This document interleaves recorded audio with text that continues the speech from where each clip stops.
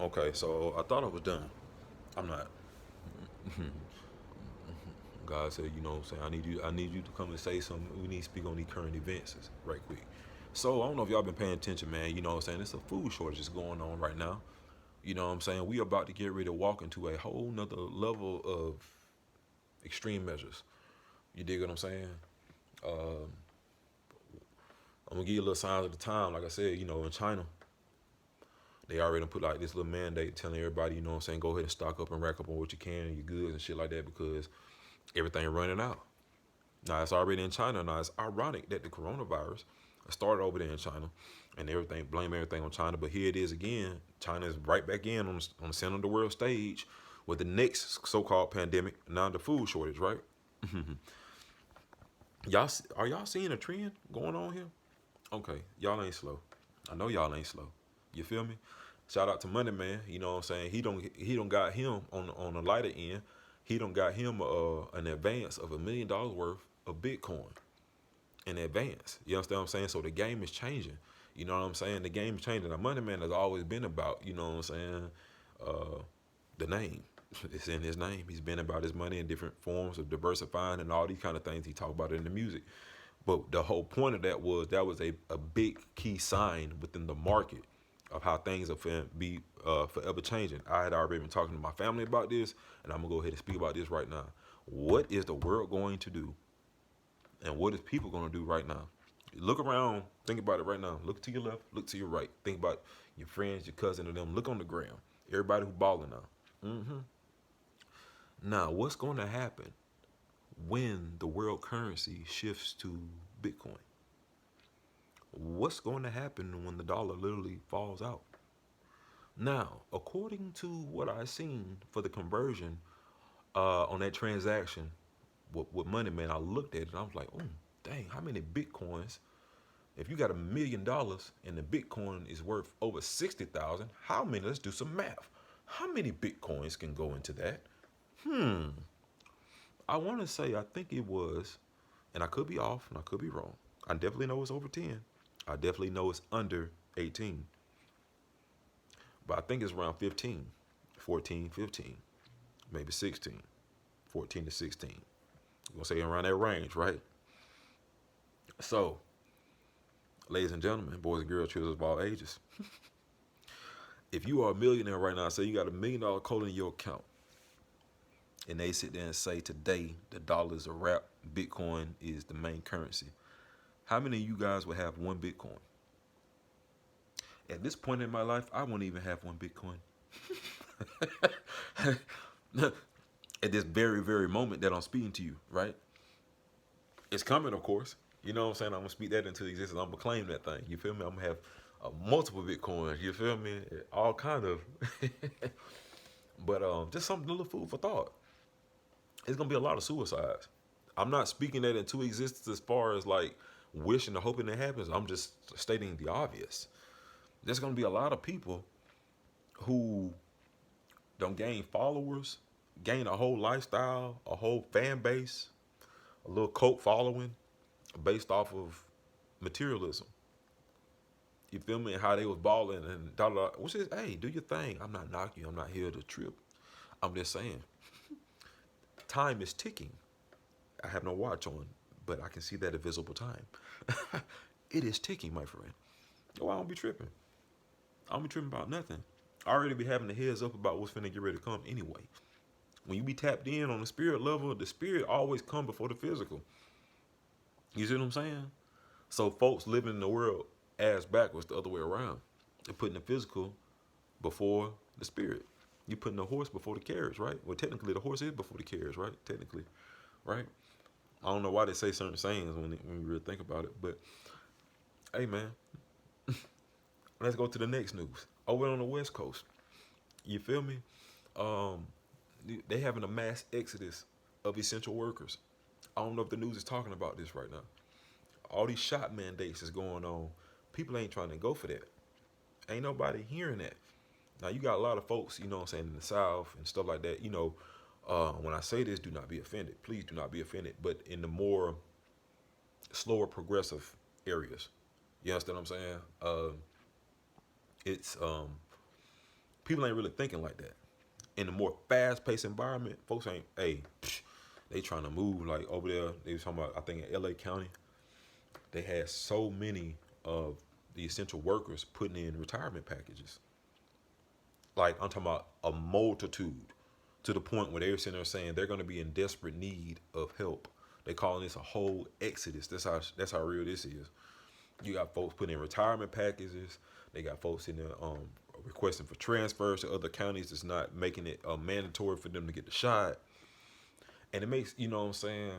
And I'm not trying to, you know, but if you look at it and pay attention, I always tell people, you want to, follow the money, so you can know how things going.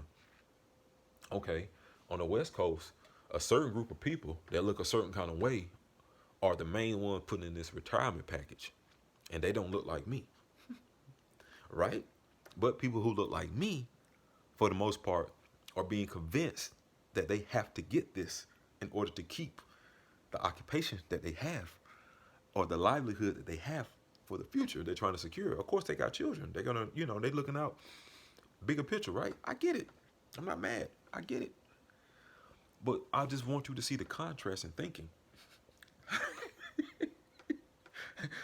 And it starts making you think about some stuff. Right? Okay. It's a little food for thought. A little food for thought. Because they're not really talking about this like this for real out here. It's a lot going on in the world. And I'm sure it's quite more than the little stuff I just touched on.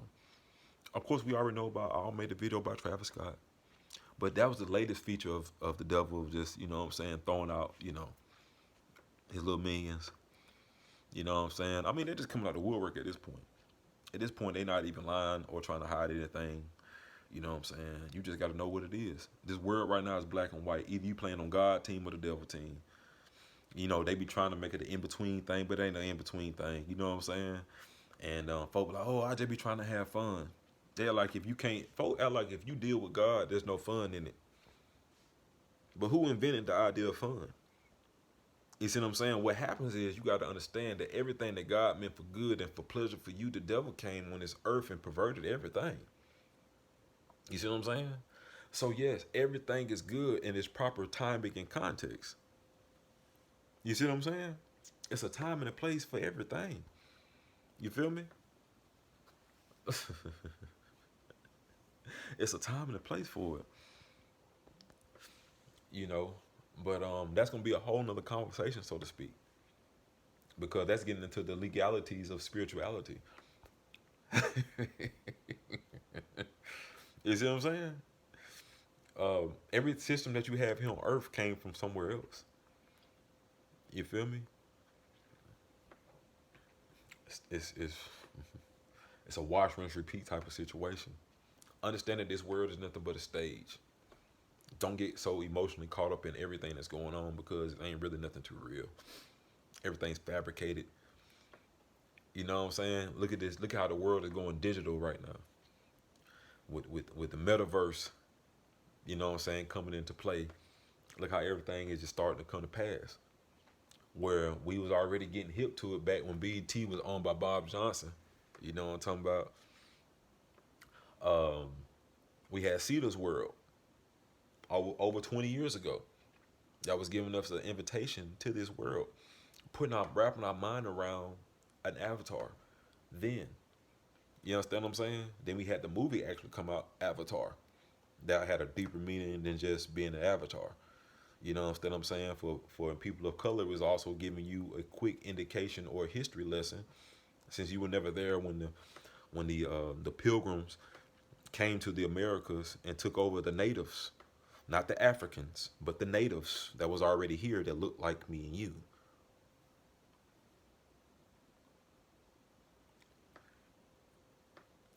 Yeah, when they said, and people be calling these dread, like ain't nothing dreadful about my damn hair. You see how you just say stuff, but you don't even know you speaking death on yourself. Oh, they just no. Do you know where it came from? Read the diaries of Christopher Columbus. Read the diaries of these guys that came over on the boats when they seen the men, women, and children on the coast looking like this when they arrived on those ships. And they said it was dreadful to the appearance. seeing men, women, and children along the coastline. That dreadful hair, those dreadful locks. You think niggas has made up the name dreadlocks? Why would we call anything that we got dreadful? You don't even recognize you speak death on yourself, even in the sense of fashion. You know what I'm saying? Why do hoes want to be thoughts? Why are we making it comfortable for you to want to put a label that you promiscuous? That's your business. Why you won't let the world know that? Why we make it cool to be a hoe? Why we make it cool to be a fuck nigga? You understand what I'm saying? Why we make it cool to be a sucker? Why we make it cool to do all this little lame shit? Why would we make it cool to buck against God?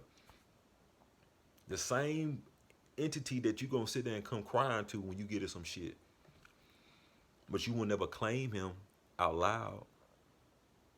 You'll never do it out loud. But you want him to bless you in public though. You can't even pray to him in private.